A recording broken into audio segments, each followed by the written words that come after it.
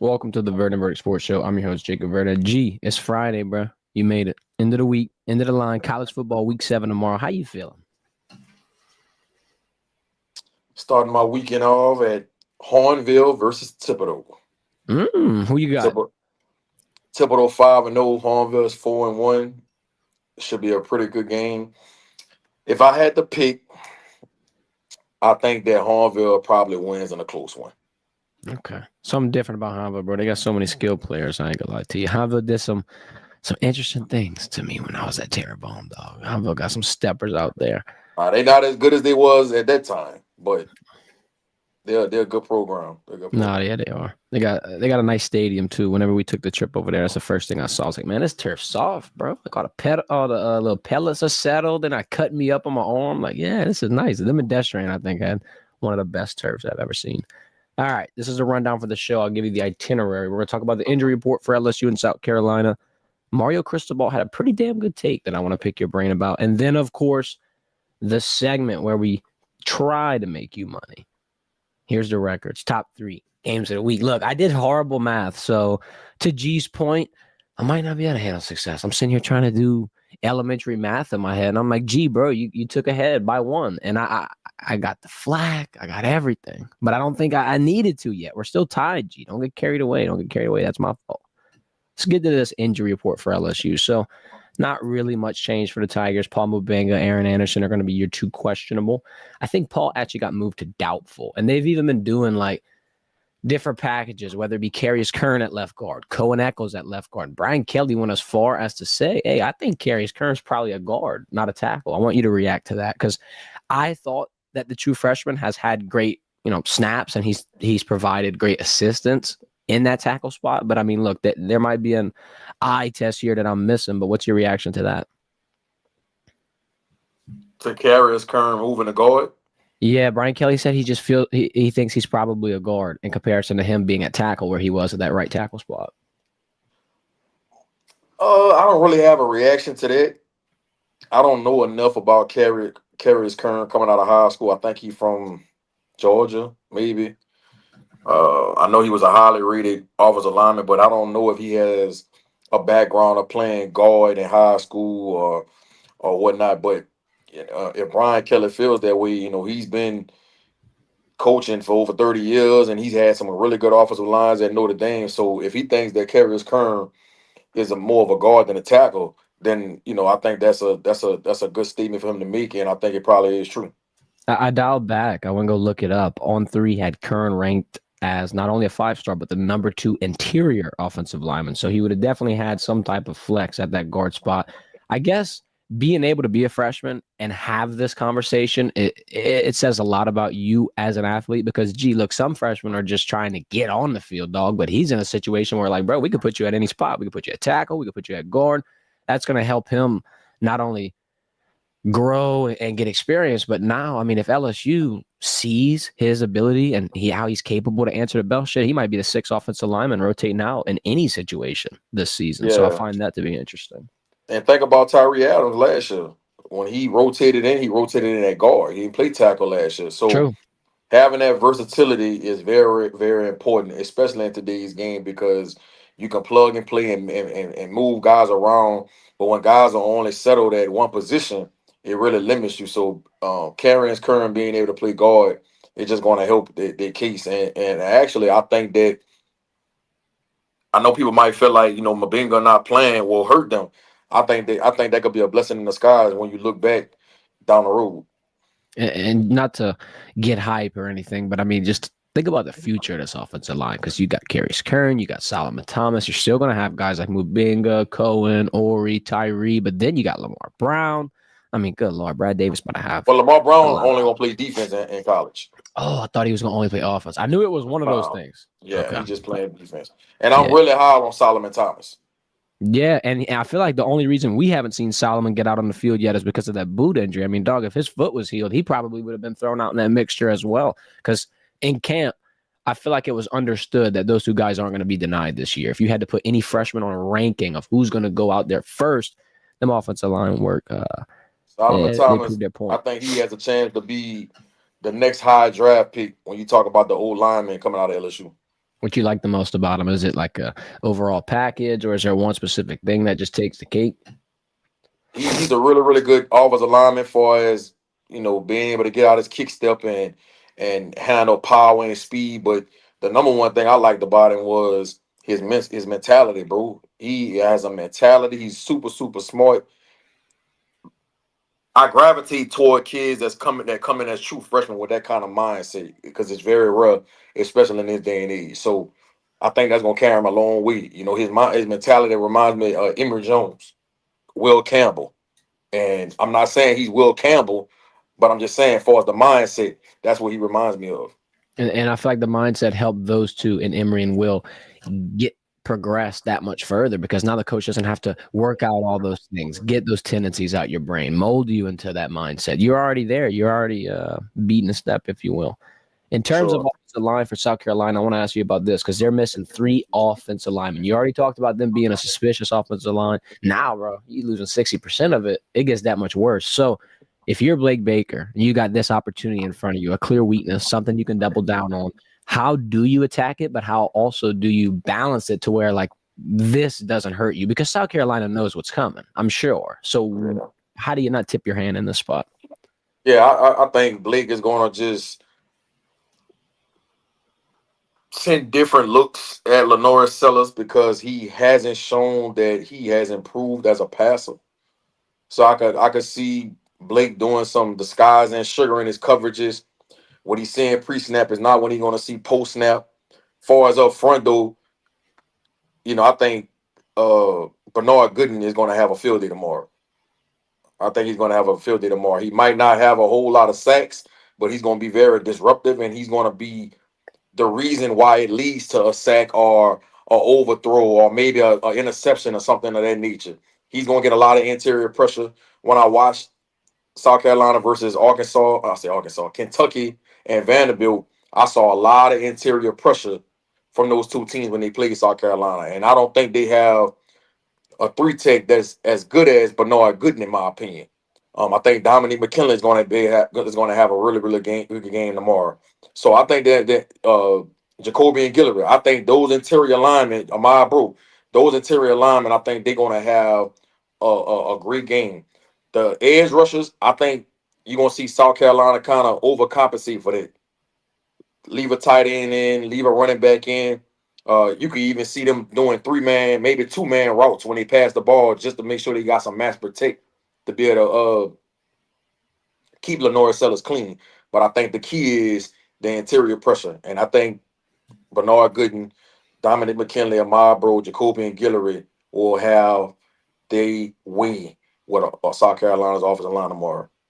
With Lenore Sellers, like in that instance, if you do send a lot of pressure and he potentially breaks containment, like what are you preaching to that DB room? Like how are you gonna hold your eyes throughout this route? How are you gonna play into this coverage? I know Ole Miss kind of did like a little spot coverage, and I mean, shout out their defensive coordinator, he's a genius. But like, what do you do in this instance if that front potentially doesn't get through? Like, how do you alleviate that? Because I feel like sometimes there's always a hole there. You can't really answer everything, but that's where my mind goes to first, especially with a mobile quarterback like this. Yeah, for sure. I'm nowhere near the brains of the operation like a Blake Bacon when you're talking about calling the defense. But I would think that you wouldn't even have to blitz against South Carolina that much tomorrow, right? You could rely on 4-man pressure and drop 7. I really do believe it. I think one of the keys too is do how much man to man you want to run tomorrow because people got to understand when you run man to man, the guys backs are turned when because they're chasing, they're Yeah. guarding their man, and so now Lenore Sellers get out the pocket, bro. He could take it. He could take it the Hmm. distance. I'll get an explosive play, and so I think that switching up to some zones tomorrow, where you don't allow Lenore to be able to use his legs and impact the game in that way, is something I think Blake probably is going to do. Right? I think that you won't have to send 5 and 6-man pressure too much tomorrow. I think they can rely on that front four and they'll be able to get to him and or make him make a bad decision. This is where that transfer portal depth is about to come in clutch right here. That rotation, getting people in, getting people out, keeping them fresh. That's my big X factor all game long, though. It's going to be that containment. Before we hop out of here, talk about Miles Cristobal, I want to ask you about the LSU offensive strategy. So Paul Mubeng is questionable, yes, but Aaron Anderson's also questionable. And that's your wide receiver one. That's your key piece of this scheme. And, you got guys like Zay Thomas and Kyle Parker who I think have a similar skill package, a similar stature. You might be able to plug him in. But at the end of the day, you can't replace Aaron Anderson. So what do you do in the spot if he's not ready to answer the bell? How do you try to alleviate that with an offense that's already kind of struggling? I really don't think they're gonna need Aaron tomorrow. So I'd rather be safe than sorry. It goes back to what I was talking about with Trey Green going into the Ole Miss game. If you don't think he's 80% or better, sit him out. Sit him out. There's a lot of football left to be played. And Mm-hmm. I think South Carolina, no disrespect to them, and not to say that they're not a capable team to come in Death Valley and win. I think it's highly unlikely, but you want to have some humility in a sense. But Mm-hmm. I don't think Luke not having Aaron suiting up on tomorrow is going to hurt their offense that much. You still got a lot of talent in that room. I think that Nick Anderson, I keep saying his name. I know people that listen to our stream probably felt like I'm beating a dead horse when I'm saying that, but I think Nick Anderson is someone that has to be more implemented in his offense. And I'm not saying that's on the play calling. That's, maybe that's from a progression standpoint with Nuss. I don't know. I don't know. But he needs to be more inserted into that offense to go with Barryon Brown, to go with Xavier Thomas. And I think Trey Green is going to be even healthier on tomorrow, but coming off that bye week. Ball was sharp. So I don't think they're going to miss Aaron Anderson too much. They need to make sure he gets fully healthy because you got Bama coming up. You got A&M coming up. You got Oklahoma Vandy. coming up. You got to go to Vandy on the road. You want to make sure Aaron doesn't make this toe and this knee injury more serious than what it already is. So give him a break. He's coming off that bye week. I think him sitting out this week, they'll be just fine. The bye week is the most important part for all of this, in my opinion, because you get to rest Caden Durham, Garrett Nussmeyer, Trey Green, potentially the offensive lineman, and anybody else that we don't know of. Like, this is going to be a good week for LSU, but I'm pretty sure South Carolina's coming off that bye as well. So both of them get fresh. But hey, the spread, interesting. Vegas has it at LSU -10. I'm gonna be the first to tell you that's So wild. the spread went up. It was at 9.5 on Wednesday. Yeah, I just rounded up because to cover 9.5, you got to get to 10, but I think it's still Okay, 9.5. okay. But the money line, bro, if you look at it, LSU -350. Now, I'm not trying to jump to conclusions. I'm just saying, y'all saw the Eagles last night. They were -350. I'm not trying to say that the LSU's going to lose. That's not. I think LSU wins. But why put a -350 ticket on your bet? Stay away from this game, guys. LSU fans, just enjoy the Saturday. Don't go try to reach the points. Don't go try to grab the money line, because if you do, you might be pissed. You might be sweating, G. Let's talk about Mario Cristobal. Yeah, I saw this tweet, and I feel like we've talked about this before. It feels like the perfect balance, though, with this Heisman talk and the popularity and the watering down the award. He's saying, man, stop giving it before the postseason's done. Now, I agree with him, but I want to explain where he's coming from for this, because a lot of people are going to instantly think, what the hell? You got to be in the playoffs to be able to get the Heisman? That's not what he's saying. The people that earn the right to get to the playoffs should have the ability to display their talent in the game they earn. Gee, it's a similar spot with the conference championship. Let's dial it back to 5. Jaden Daniels, Bo Nix, and Michael Penix got an extra game. They got the Big Ten championship. LSU sitting at home, kicking their feet up, enjoying the conference championship weekend. You're not there. They got an extra game.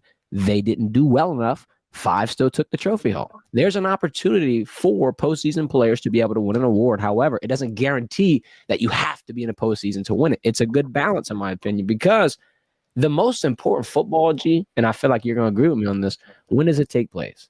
In the playoffs. Like, I don't know why you would give an award like this before all the balls played. I like Mario Cristobal's talk, and he's definitely advocating for some of the guys on his team, a Carson Beck, a CJ Daniels, because they're going to be in the playoffs. They're going to be getting the extra games, and potentially they're going to be benefiting from it. You like this take? Of course.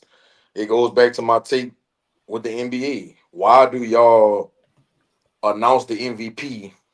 I think they do it in the first or the second round of the playoffs. Yeah. I'm big on creating and submitting your legacy and how good of a player you are in postseason play, conference championships. So having a Heisman Trophy voted on and picked after the playoffs, I like it.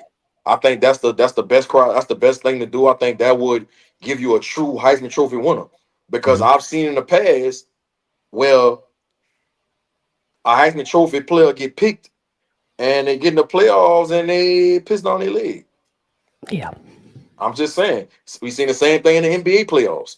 I want to say the NFL wasted the season over, right? Yeah, they do. I think so. Let me see the But exact date. when do they vote on it, though? I think that's the key with the NFL.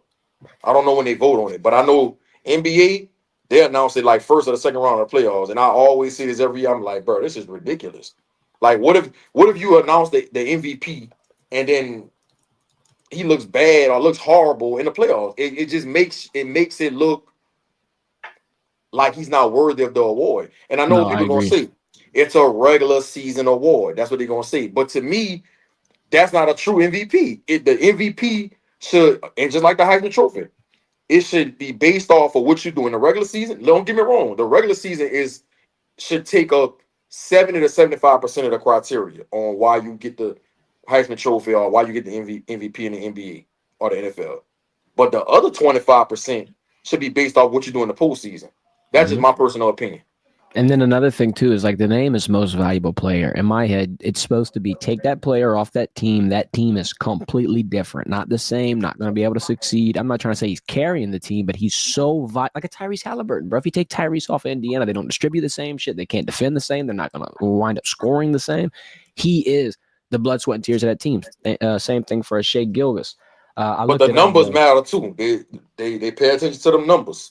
The NBA votes at the end of the regular season, which concludes in April, and then the award will be announced around like May 21st, which is Yeah, around first or second first and round. second. Yeah, Yep. which is weird. So we're voting at the end of the regular season just based off of what we saw. And bro, I ain't gonna lie to you, players like LeBron James, hopefully not Kevin Durant, those guys at the end of the year, big dog, they ain't even gonna close out the season. They low managing, they getting ready for the playoffs. The minute you see that you clinched and you got a And decent enough seed, I'm out. and when does the NFL vote for the MVP?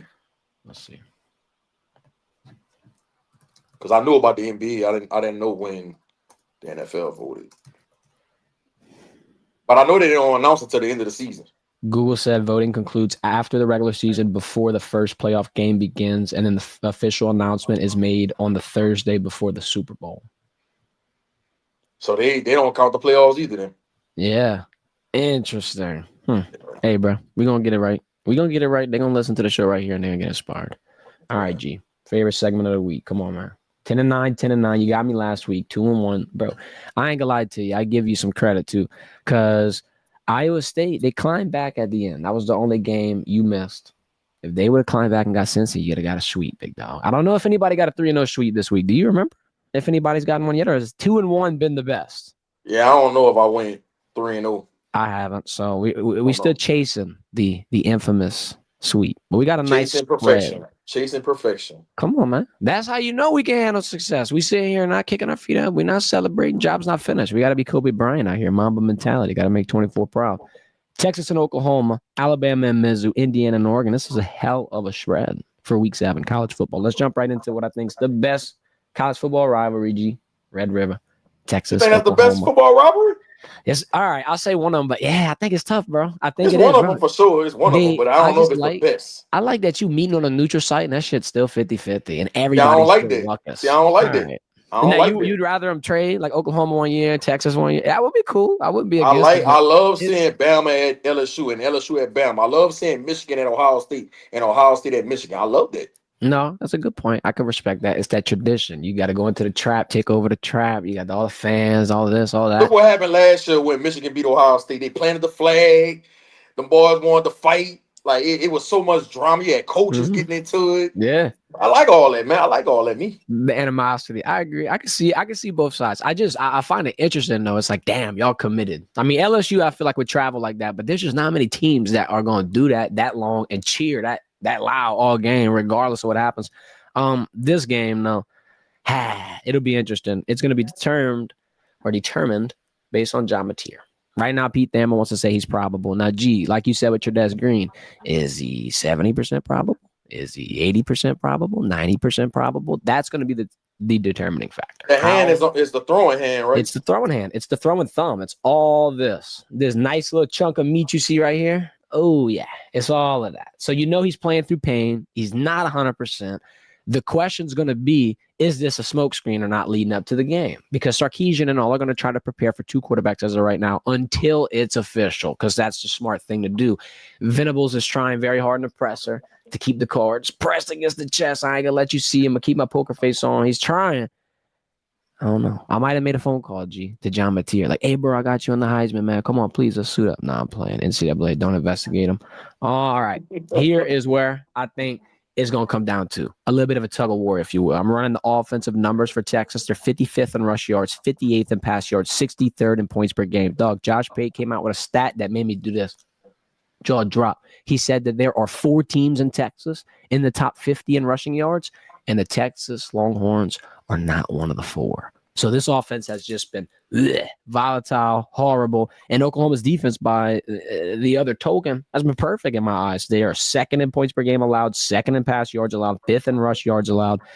I ain't gonna lie. I'm gambling, dog. I think Texas gets stifled. I think it's a close game. I think it's tug of war, back and forth, back and forth. And somehow, some way, I think John Mateer comes out. Don't think he comes out 100%. I think I get a little extra juice on my parlay, on my Heisman bet. I'm gonna ride Oklahoma Boomer Sooner, dog. I ain't lying. I gotta feel it. I know that it's a close game. It's like 1.5 point spread. I'm riding Oklahoma, bro. Call me crazy. How you feeling? I will say this: if John Mateer plays in this game and they win, that will definitely be a Heisman moment. And that's going to put him in the front runner. As a front runner to be in New York, bro, as a finalist. I'm going to say it right now. Now, of course, he got to make some plays and things of that nature, and I would assume that he will do that if they win the game. But, bro, if Texas lose, they're going to be coming for Arch. They're going to be coming for Arch Manning. The media, the fans are going to eat him alive. He's going to have to deactivate his social media, bro. I'm telling you, they already been coming for him. You lose this game. And I'll take it a step further. Let's say John Mateer don't play, or if he do play, but he doesn't play a whole bunch of snaps, and Michael Hawkins, who's the backup, he plays majority of the game, and they win with Michael Hawkins. Bro, I don't know how Texas survives that going forward for the rest of the season. I don't think it survived it. This ain't the week to do that. I think the season is a wash if they lose this game. I think it's a make or break for the season. I really do. And people better not sleep on Michael Hawkins, the backup for Oklahoma, bro. He's athletic. He can take it the distance. Now, passing the ball, he needs some work. But I think that you're going to see, and I don't know who Oklahoma's offensive coordinator is, but I bet you're going to see him kind of script this game to fit Michael Hawkins' skill set. Rolling him out the pocket, doing some RPO, doing some zone reads with him because he's really, really athletic, bro. He's not Trinidad Chambers by no stretch of the imagination. But as far as running the ball and being able to make plays and being an athlete, he definitely can do that. And Oklahoma's defense has been playing really good too. And it's a rival game, bro. So anything can happen. Anything can happen in this game. But I'm gonna go with Texas, bro. I'm gonna go with Texas. I think that Sarkisian and Arch Manning, they get on the same page this week. They get a win and they do it in a close one. I think they win this game 24-20. I like it. I'll go. Damn, I'd be close to you if I do this. I'll go 27-17. I'll take a little 10-point spread with Mateer. Here's an interesting stat before we hop on to Alabama and Mizzou. Sark versus AP top 10, 2-8. Yeah, I knew that. Interesting statistic here. Now, it's not going to win you the game, a statistic like that, a record against the spread, but it is worth noting. It made me feel funny about Penn State and Oregon. I'm kind of feeling funny here. Alabama and Mizzou. I want to get on a soapbox real quick. I'm going to stand up on a soapbox. Here I am. I'm on top of it. Ahmad Hardy. Why is nobody talking about him enough? And I know because he played for Missouri, and they don't get in their primetime games. Shout out University of Louisiana Monroe, because whoever's on that scouting team, bro, dog knows ball. If you don't know about Ahmad, 7 yards per carry, has not had one game under 100 yards yet, scored a touchdown every single week. And I want to say he leads either the country or the SEC in yards after contact. He leads the country, and I'm pretty sure if he's not leading the country in yards, he's like top 3. I mean, this dude is in every category, all over the place, jumping across the board. And put him next to Bo Perbula, bro. You make Bo's job 1,000,000% easier. What do we keep scrutinizing LSU for? Oh, we need a run game. It'll make Nussmeyer's job easier. Okay, cool. Mizzou has addressed that, and also they got a crazy defense to the point where I sat here tossing and turning on how I'm going to grade this game, and it came down to the strength of schedule. I think Alabama's played tougher opponents, whether it be Florida State, whether it be Georgia. Now, some people are going to say the fact that Mizzou's coming off a bye week will help them because they didn't play the tough teams. They were able to add the wrinkles to the offense. They were able to rest. I'm not a believer in that. I like to see them go through scrutiny. I like to see Alabama bust my parlay and have Georgia lose on the road for the first time in 35 games. Like, bro, the Crimson Tide, they've answered the bell. Ty Simpson has played phenomenal. Mizzou, though, it's going to be interesting because it's at home. Here's my pick. I'm going to lean Alabama money line. It's minus 150. But for the Degens out there, listen, look, you can take an alternate spread. It's at 4 points right now. Go down, bet it to plus 10. Take Mizzou plus 10 in Alabama to win on a parlay because I think this is a 1 to maybe a small 2-possession game. But I'll ride with Ty Simpson because he's been pretty damn accurate. So it's tough, though, because Ahmad Hardy. And I know Missouri playing at home. They got a good team. You talk about Ahmad Hardy. People forget about them receivers they got over there with Kevin Coleman and the kid Johnson. Like you talked about, they got a good defense. But the way Bama's been playing ever since they lost to Florida State, they look like a whole different team. Bro, yeah. Ty Simpson is looking like one of the best quarterbacks in the country. That defense looking like they getting better and better each week. Jam Miller has made a difference since he came off his injury. Yep. I gotta go with Bama, bro. I'm gonna go with them, and I think they win this game by 2 possessions. I think they win this game 31-21. And Jam Miller, dog, last week 130+ yards in his second game back. First game back is against Georgia. I think he gets like 50, but very big moments. Like the biggest run he had in that game was when they were chewing the clock trying to get the first down to close it. But dog, Jam Miller is an X factor here as well. It'd be nice because both sides have a running back that could potentially dictate this game. And look, Ryan Williams hasn't been looking like the Ryan Williams we've been expecting either. That's what's been making this win streak since the Florida State loss even more impressive. Let's go pop up them statistics for our guy Ryan. Let's see. Yeah, bro. His biggest game was against Wisconsin, which is a gimme. Other than that 1 week, bro, he's got 1 touchdown through 3 weeks, and he has like 40-yard game, 30-yard game against the best teams, 43 against Georgia, 30 against Florida State. Nah, it's a scheme. But Bernard been the most consistent receiver.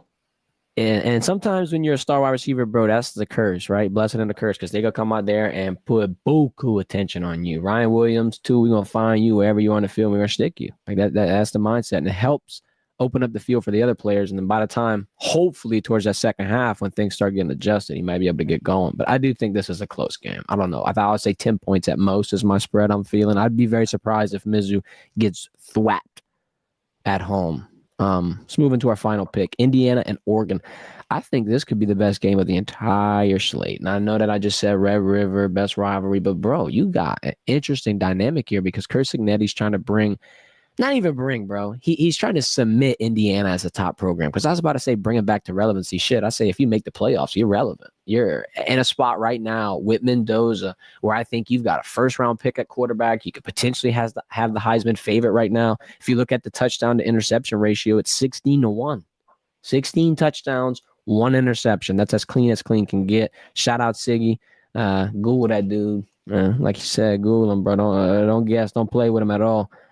The safest pick of this entire game is over 55 because Dante Moore and Mr. Mendoza from the Hoosiers are going to sling the rock all over the place. This will be a 250 pass yard game, both for them. They're both going to throw in bunches, and it doesn't really matter how it happens because if it's a shootout, then you get it that way. If one team's down, then they're going to be playing from behind, yada, yada, yada. I like both offenses in this point, so my safe pick over 55, but I like the Ducks at home, minus 285 on the money line. It's pretty simple bet. I don't want to take the points. I think there's around a like 7-point spread. I hate betting a touchdown win. I don't know. I don't like it. I like Oregon. I'll say, for the sake of guessing, a point total, 38-31. Pretty odd point total, but that's the final score for me.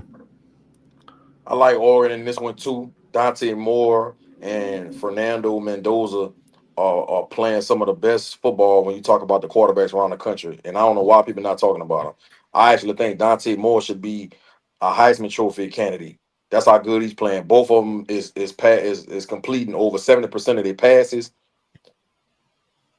Mendoza, I want to say, only has one interception on the year. Dante Yep. Moore only has one interception on the year.